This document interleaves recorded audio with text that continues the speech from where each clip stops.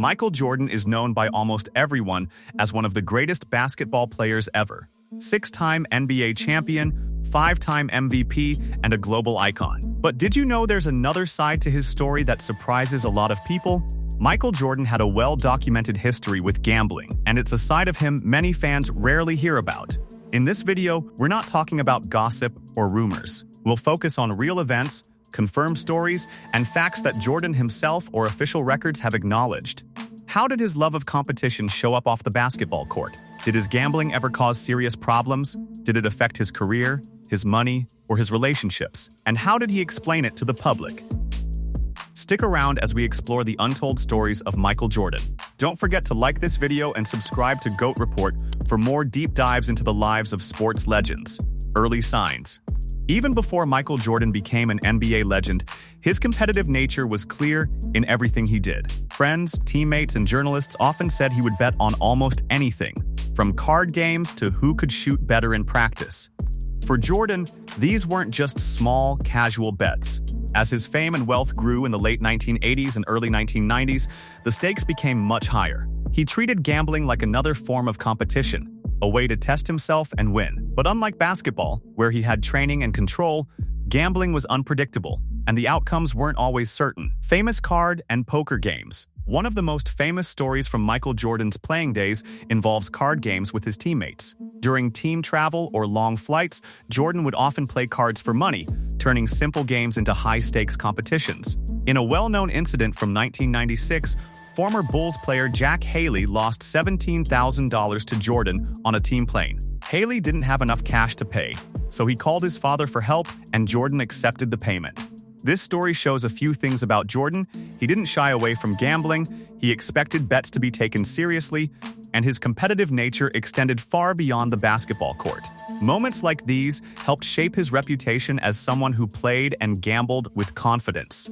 Atlantic City and the 1993 playoff controversy. One of the most talked about moments in Michael Jordan's gambling history happened during the 1993 NBA Eastern Conference Finals. The night before Game 2 against the New York Knicks, Jordan visited Atlantic City, New Jersey, a city famous for its casinos. Some media reports claimed he lost a lot of money and stayed out late, but Jordan later explained in an interview, "We got a limo, we went and gambled for a couple hours, and we came back. Everybody went totally ballistic. It wasn't late. We got home by 12:30, 1 o'clock. Jordan always denied having a gambling problem and emphasized that he was gambling legally. Even though the incident caused a media stir, fans and journalists were divided. Some criticized him, while others pointed out that the Bulls went on to win the series and eventually the championship that year. It showed that even at the highest level, Jordan's competitive streak extended off the court. Golf gambling. Beyond cards and casinos, Michael Jordan was also known for gambling heavily while playing golf, especially during the early 1990s. One notable moment came in 1993 when Jordan was questioned in court about a $57,000 check he wrote to James "Slim" Bowler, a known gambler and convicted criminal.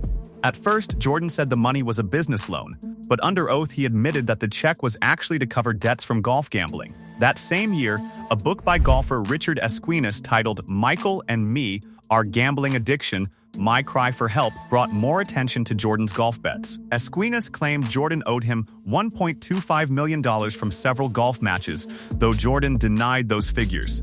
Later, Esquinas said they settled for a smaller amount, around $300,000.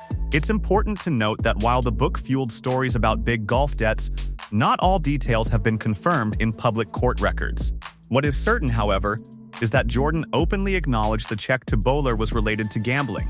These events show that Jordan's competitive drive didn't stop on the basketball court, it extended into other areas of his life, like golf. Jordan's own words. Because Michael Jordan's gambling stories got so much attention, reporters often asked him directly about them. In multiple interviews in 1993, Jordan refused to call his gambling a problem. Instead, he gave one of his most famous explanations: "I can stop gambling. I have a competition problem, a competitive problem." He said the same drive that made him great on the basketball court also pushed him to compete off the court. Jordan insisted that he never bet on NBA games and that his bets were always about challenging himself, for example in golf or other sports. He also pointed out that if gambling were truly a serious problem, it would have affected his life or family, which he said it never did. This explanation shaped much of the public's view of his habits. Instead of seeing Jordan as someone with a gambling addiction, people understood it as part of his intense competitive nature, a passion for winning that sometimes went beyond the game. Rumors, conspiracy theories, and retirement myths.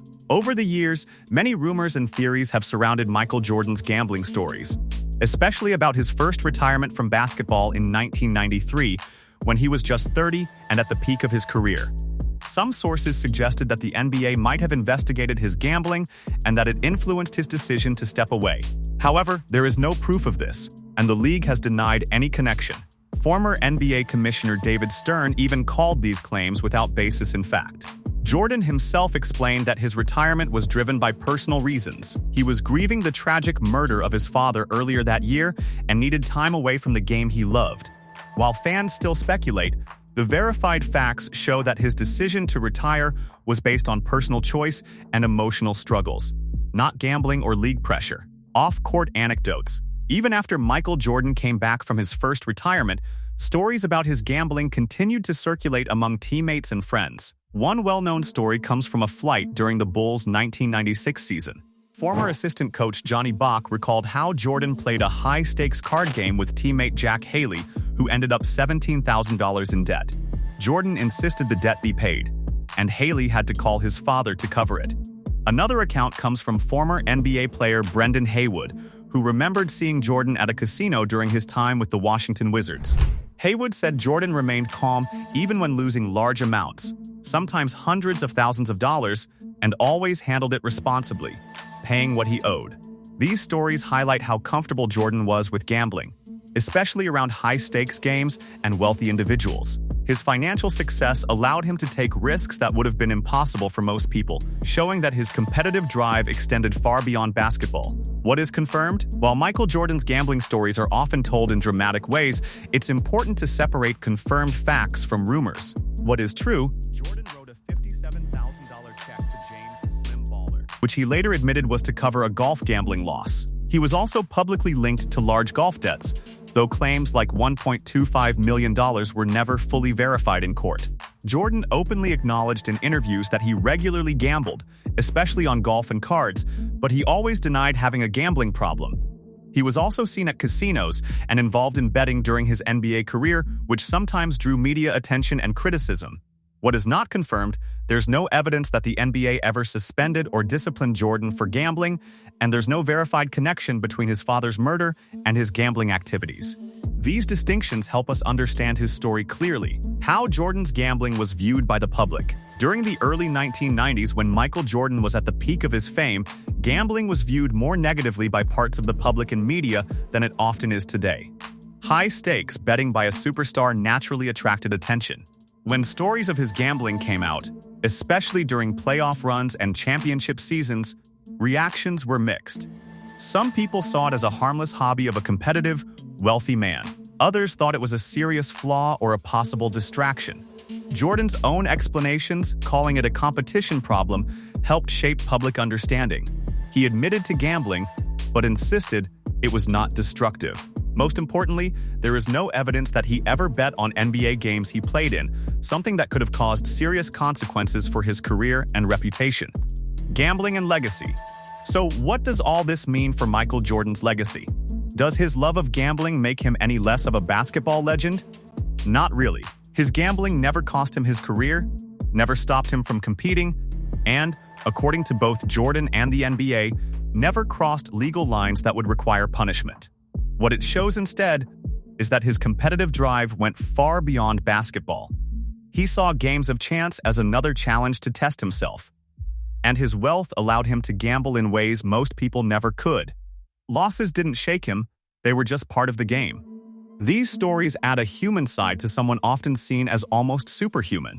Jordan built one of the greatest sports careers ever while openly showing his intense competitiveness and flaws, including his love of betting, all while remaining focused and successful in the public eye. Conclusion: Michael Jordan's gambling stories aren't about scandals. They're about understanding the mind of a fiercely competitive man. Did he have a gambling problem? Jordan always said no. He called it a competition problem instead. He never bet on his own games, was never punished by the NBA, and his legacy never suffered because of it. So what can we learn from this side of Jordan? How does a drive to compete shape a person's life both on and off the court? Even the greatest athletes have passions, flaws, and complexities beyond their sport. Jordan wasn't just a six-time champion or a basketball icon, he was a competitor in every part of life. If you enjoyed this story, like this video, subscribe to GOAT Report and share it with others. We'll keep bringing you the real stories behind the legends.